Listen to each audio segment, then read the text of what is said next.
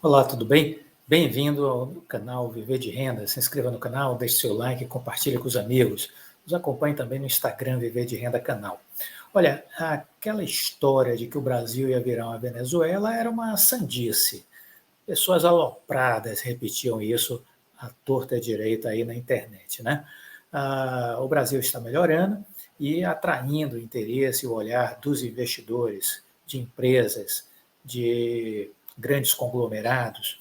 Por último, temos agora a H&M, uma varejista sueca de fast fashion, dizendo que vê o mercado brasileiro com grande potencial e que está vindo para o Brasil, declarou aí a direção da H&M. Quem viaja para a Europa já deve ter tido a oportunidade de conhecer a empresa. Ela planeja abrir lojas físicas e online no Brasil já em 2025, em uma aguardada chegada ao país de uma das principais marcas de fast fashion do mundo. O passo faz parte de uma expansão na América Latina, será feito inicialmente nas principais cidades do sudeste do Brasil, segundo o comunicado da empresa. O objetivo é ampliar sua presença em outras cidades ao longo do tempo. Então está aí, uma gigante sueca vindo para o Brasil. Economia melhorando, economia melhorando. Esses são os dados que a gente tem visto de forma recorrente, de forma recorrente. E isso nos faz acreditar que a queda da Selic ainda pode potencializar em muito, não é? Pode potencializar em muito ainda a situação da Bolsa Brasileira. Aqui tem uma entrevista que eu gostaria de compartilhar com vocês, uma entrevista do Paulo Abreu. Paulo Abreu não é irmão do Rodrigo Abreu, viu? O Paulo Abreu, da Mantaro Capital. Ele acredita que o momento de se posicionar em bolsa é agora, antes do início dos cortes de juros. Temos aí essa expectativa para corte de juros já em agosto, e ele diz o seguinte: tem quem diga que o gatilho mais relevante será quando a renda fixa passar a pagar menos de 1% ao mês. Mas quando isso acontecer, o mercado já terá se antecipado. O Ibovespa, né, nesse início de ano, já acumula alta de mais de 7%, quando ele deu essa entrevista, mas ele diz que isso reflete apenas a redução da percepção de risco atrelada ao governo Lula. A esperada queda de juros parece estar muito pouco precificada. Porém, dada a concentração do Ibovespa em commodities, ele avalia que o grande potencial da Bolsa no segundo semestre será em empresas e setores específicos. É preciso ser bem seletivo. Um dos setores, na visão do gestor, que deverá se beneficiar do novo cenário são exatamente os das construtoras, que trabalham aí com baixa renda, especialmente por conta do programa Minha Casa Minha Vida. Então aí já podemos ver que algumas empresas estão fazendo captações para construir, como é o caso da Direcional e da MRV. Falamos da MRV em maio, no nosso programa de mentoria, né? Comentamos o ponto que ela estava, e se você for pegar o gráfico da MRV de maio, você vai poder ver a movimentação que ela fez de maio até aqui, né? Então, na nossa mentoria, nós estudamos ela. Se você quer conhecer mais o nosso trabalho de mentoria, nos contacte pelo e-mail clovisfaleiro.com.br.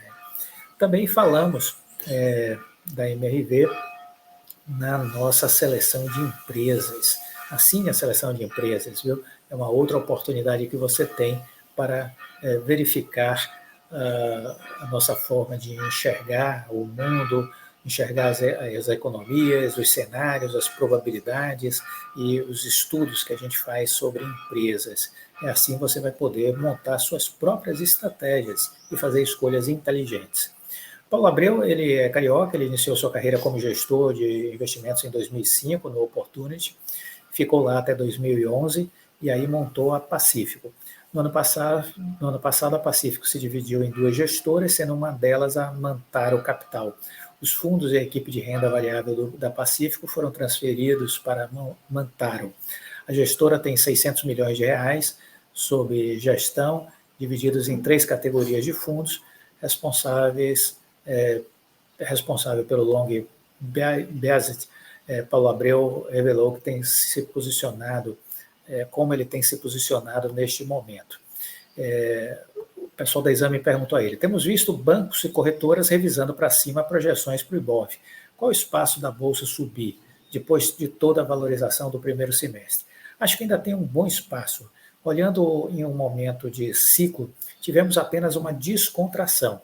A Bolsa já começou a subir um pouco mais, é um movimento ainda muito tímido, mas ainda é um movimento muito tímido. Reflete só a redução da percepção de que o governo seria extremamente irresponsável fiscalmente. Só os hards acreditavam nessa baboseira, viu? Só que 9 em cada 10 analistas de bancos, corretoras e economistas falavam essa bobagem, viu? Mas se você assiste o Viver de Renda desde janeiro, nós íamos na contramão dessa bobajada dos depressivos, da turma do Lexotan. Nessa história há uma sinalização evidente de mudança no ciclo monetário. Agora vamos passar por um momento de queda de juros e esses momentos de transição nos chamam muito a atenção. Isso parece estar muito, muito pouco precificado. Então tem ativos com potencial de crescimento bem grande, um cenário um pouco mais positivo e não em um que o patamar de juros é insustentável de tão alto. Tendo em vista que a concentração do IBOV é em commodities, será preciso ser mais seletivo no segundo semestre? Sim, vai precisar ser bem seletivo. O Ibovespa tem peso relevante de commodity e estamos menos otimistas com relação ao minério de ferro e celulose. Estamos ligeiramente otimistas com o preço do petróleo, mas temos nesse setor preferência pela PetroRio, porque uma alta muito forte do petróleo poderia não ser tão favorável para a Petrobras, já que poderia afetar o repasse do preço. O Ibovespa tem um bom espaço de alta, mas acho que as carteiras ativas, diferentemente do que aconteceu nos últimos 24 meses, terão um grande espaço para superar o índice. O início do ciclo de queda de juros que o mercado já espera para a decisão de agosto poderá ser o gatilho para a alta. Acredito que esse será o gatilho para a Bolsa subir ainda mais. Tem quem diga que o gatilho mais relevante será quando a renda fixa passar a pagar menos de 1% ao mês. Mas quando isso acontecer, o mercado já terá antecipado. Nós já falamos, inclusive, aqui sobre essa ideia, né, de que a Bolsa é expectativa versus realidade, ela é muito mais expectativa do que realidade. Eu diria 70-30 aí, mais ou menos, viu? 70% expectativa, 30% de realidade. Então, a antecipação é a palavra-chave. Mas quando isso acontecer, o mercado já terá antecipado. Quando estiver muito óbvio, a Bolsa já vai ter subido. E é o jogo da Bolsa, o jogo da expectativa sobre o futuro. Não é um jogo de economia corrente. Está vendo o que ele está dizendo aqui? A gente fala isso direto aqui no Viver de Renda. O mercado antecipa, por isso o momento de estar posicionado é agora. De quanto será o período entre o Banco Central começar a cortar os juros e as empresas sentirem os efeitos no balanço? O efeito direto no resultado financeiro será só quando a taxa de juros cair de fato, mas o efeito na demanda é mais difícil de prever. Às vezes, se houver um ambiente mais positivo, os bancos poderão se antecipar e aumentar a oferta de crédito.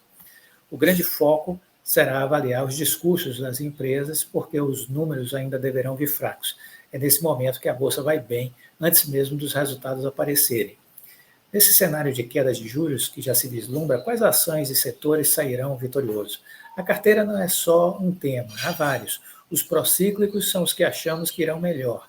A parte do setor financeiro achamos que há muito para expandir. Temos BTG, XP, B3, uma parcela em Itaú, mas por motivos diferentes.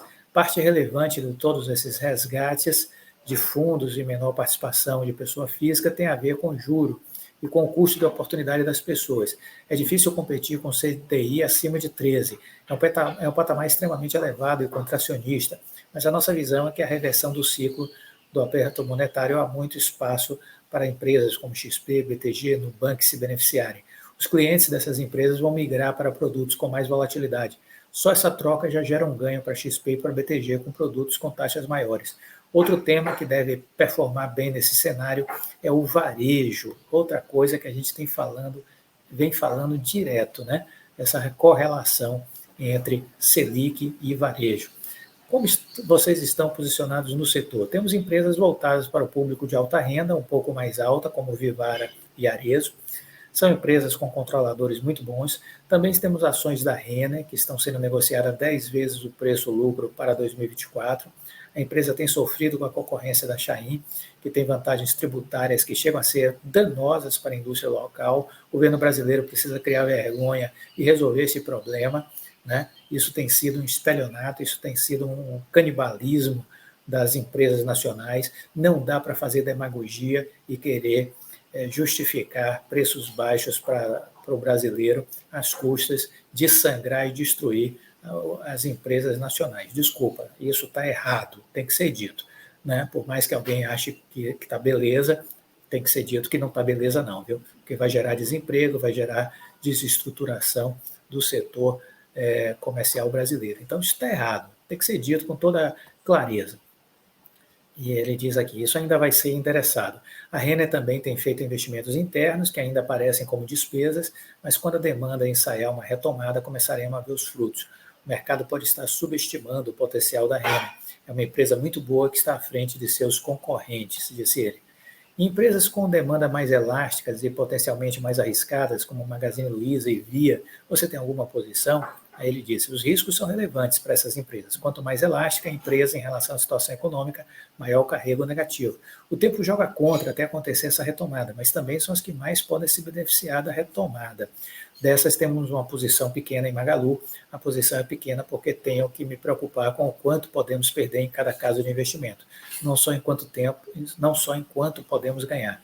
É uma posição que tem muito a se beneficiar, mas está numa posição mais frágil, apesar de todas as qualidades da empresa. É um setor difícil, extremamente cíclico, disse ele. Falando em varejo, vamos lembrar que a BlackRock anunciou a participação de 5% na Via. Em conversa recente, o senhor disse que o Minha Casa Minha Vida é transformacional. Claro, o Minha Casa Minha Vida é um programa nacional, num país que tem uma demanda quase infinita pelo produto. O déficit habitacional no Brasil é muito relevante e crescente. É um programa que existe há bastante tempo, funcionou muito bem, só que ficou muito tempo sem ajuste, especialmente no momento do choque inflacionário. A própria Dilma, né, com aquela queda do PIB de 8%, ajudou a destruir o Minha Casa Minha Vida, né? O segmento sofreu muito com a inflação, já que a empresa não consegue repassar essa inflação para os consumidores, porque o programa tem um determinado teto, e ela sofre também porque o público é mais sensível à inflação. Desde o ano passado começamos a ver algumas mudanças, mas o que para nós foi realmente transformacional foi a mudança feita por este novo governo. Eles aumentaram o subsídio para o programa, reduziram a taxa de financiamento com prazos mais alongados, elevaram preços máximos em todo o Brasil. Tinha muita construtora listada que estava lançando fora do programa, falta a condição de entregar o produto de forma rentável, e isso o programa está endereçando bem. É de fato transformacional para o setor, não à toa que Direcional e MRV saíram na frente captando recursos para construir. A MRV levantou R$1 bilhão, viu? Se vocês não sabem, levantou R$1 bilhão. Fizemos um estudo da MRV, já falei aqui, na nossa mentoria, em maio, e na seleção de empresas também. Com relação ao setor financeiro, disse que no setor financeiro a Mantaro tem posição relevante no Itaú. Sim, esse cenário mais construtivo vai ter que passar também por uma melhora do cenário de crédito, o consumo e investimento passa por crédito, e Itaú tem uma vantagem enorme, que é ser um banco muito bem estruturado, com uma carteira de crédito muito boa e sem grande risco. Isso tudo com a ação sendo negociada 7 vezes o lucro estimado para 2024. Se o cenário macro que estamos projetando estiver correto, Itaú terá anos de crescimento pela frente. O potencial de valorização é bem interessante. Qual é a posição mais defensiva do fundo e ofensiva? Eu diria que a Equatorial com uma taxa interna de retorno de 11%, é um componente mais defensivo da carteira. Está atrelada ainda ao risco Brasil. De atacante, eu diria que BTG e XP, mas é uma posição que ainda estamos montando e que deverá ser mais arriscada ainda. Hoje, olhando para o nosso time, nós estamos muito mais no ataque do que na defesa. Então está aí a entrevista, julguei importante compartilhar com vocês, porque gostei muito da fala dele. Se você gostou do vídeo, deixe o seu like, compartilhe com os amigos, fique